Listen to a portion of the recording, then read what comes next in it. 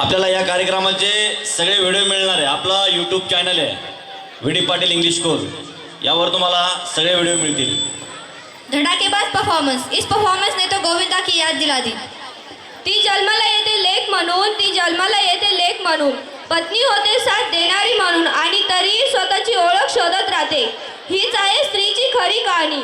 अशीच एक स्त्री लहानची मोठी कशी होते दाखवण्यासाठी मी रंगमंचावर आमंत्रित करते 6वीच्या मुलींना जन्मबाईचं हे गीत घेऊन।